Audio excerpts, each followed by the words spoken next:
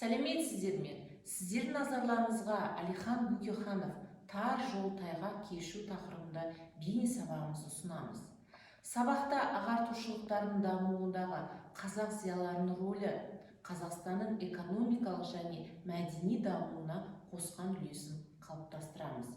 Әлихан Бөкейхановтың өмірі мен қызметі туралы түсініктерді зерттейміз.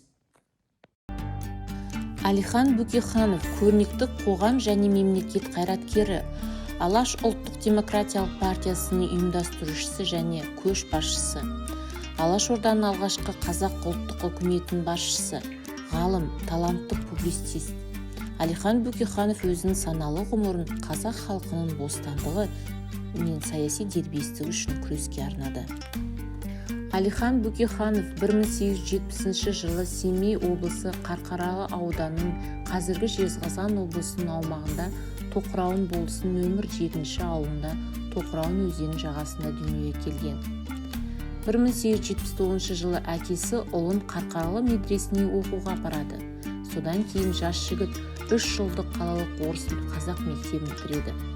1886 жылы Әлихан Бөкейханов Омбыға кетіп, сол жерде жергілікті техникалық училищесіне түседі.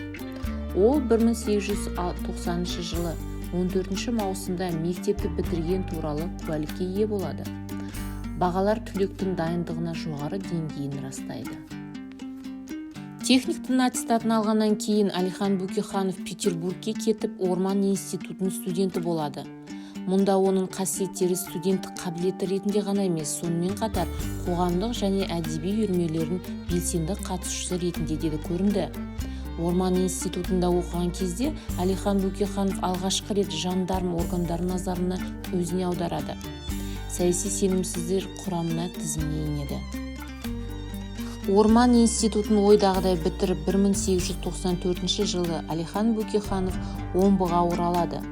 Үзілістермен шамамен 14 жылға созылған қалада болып, сол кезең оның білім беру және қоғамдық өмірге белсенді қатысуына уақыт болды.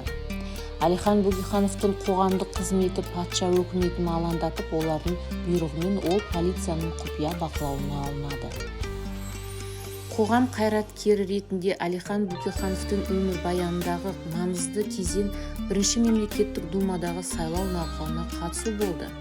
Ол қазақ даласына сапар шегіп, дала өлкесінің байырғы халқының кездесулер өткізіп, алдағы сайлауға және Қазақстан үшін кезек күттірмейтін міндеттерге өз көзқарасын білдірді. Сонымен қатар оның жергілікті мерзімді баспасөз беттерінде жарияланымдарға патшалық Ресейдің саяси жүйесін демократияландыруға шақырулар айтылды. 1906 жылы қаңтарда Семейге сапары кезінде оны полиция ұстап, Павлодарда түрмеге қамалды. Кейін біраз уақыттан кейін Омбы түрмесіне ауыстырылды. Ол түрмеден 1906 жылы 30 сәуірде ғана Семей облысы Қарқаралы ауданының Тоқырауын болысында сайлаушы болып сайланғандығы белгілі болған кезде босатылды. 1906 жылы 15 маусымда Семейде өткен аймақтық сайлаушылар жиналысында ол осы аймақтағы қазақ тұрғындарының арасынан бірінші мемлекеттік думаның депутаты болып сайланды. 1907 жылдың басында Семей облысында екінші мемлекеттік думаға сайлау науқаны басталған кезде Әлихан Бөкейханов бұл процеске қайтадан белсене кірісті. Бірақ көп ұзамай патша әкімшілігі кез келген сәтте сайлау нәтижелерін жоя алады деп қауіптенділіктен өзі кандидатурасын алып тастады. Патша өкіметінің өкілдері әйтсе де Әлихан Бөкейхановтың пікірі сайлау науқаны нәтижелерін көп жағынан анықтағанын анық түсінді. Сондықтан олар 1907 жылы желтоқсанда сот шешімімен Әлихан Бөкейхановты 3 айға бас бостандығынан айырып, ал 1908 жылы ол дала өлкесінің шегінен шығарылып, Самараға қоныстануға мәжбүр болды. 1913 жылдың ақпан айында дала өлкесінде Әлихан Бөкейханов, Ахмет Байтұрсынов және Міржақып Дулатовтармен бірге қазақ тілінде қазақ газетін жарыққа шығуы жетістік деп санауға болады. Қазақ халқының тарихындағы алғашқы жалпыұлттық мерзімді басылымы болып табылды. Ақпан төңкерісінен кейін оның кадеттермен жолдар бөлінді. Осыдан кейін ол Томск қаласында Сібір автономистерінің съезіне қатысады. Томск конгресі Сібір үкіметі құрамында қазақ автономиясын құруға кірісті. Отанына оралған Әлихан Бөкейханов тарихтан Алаш деген атпен танымал алғашқы қазақ ұлттық саяси партиясын құруға кірісті. 1917 жылы желтоқсанда екінші жалпы қазақтық құрылтайда қазақ автономиясын жарияланып, оның бірінші төрағасы болып Әлихан Бөкейханов бір ауыздан сайланды. Автономия идеясын кеңес өкіметі қабылдамағандықтан Әлихан Бөкейханов заңды негізінде мәдениет саласында жұмыс істеуге мүмкіндік алды. Ол ғылыми ағартушылық және әдеби қызметпен белсенді айналысады. Оның көптеген еңбектері мен аудармалары 20-30 жылдары жарық көрді. Оның қазақтың ұлы ақыны ағартушысы Абай Құнанбаевтың есімімен байланысты қазақ әдебиетіне сіңірген еңбек ерекше етіп атап өткен жөн. Ол абайтанудың негізгі қалаушысы. Бірақ Әлихан Бөкейхановтың және басқа зиялылардың тек ағартушылық қызметі оппозиция мен келіспеушіліктер ретінде ғана емес, билікке қарсы контрреволюциялық күрес ретінде бағаланды. Алашордамен байланысты стандартты айыптаулардың бірі болды. 1922 жылы Әлихан Бөкейханов Мәскеуге жер аударылды. Алғашқы жылдары Әлихан Бөкейханов КСРО халықтарды орталық баспасының қазақ секциясының әдеби қызметкері болып жұмыс істеді.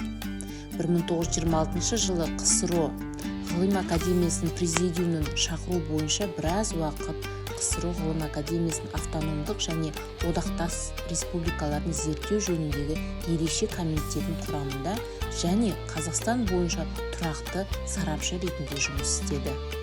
1927 жылды күзінен 1937 жылдың тамызына дейін ұзақ 10 жыл бойы Ұқтайдың ұлы мен Ескендердің немересін тәрбиелеп, Мәскеудегі үй қамауында отырды.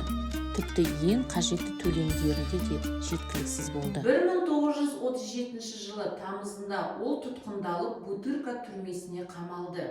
Сот ұзаққа созылмай 1937 жылы 27 қыркүйекте болды.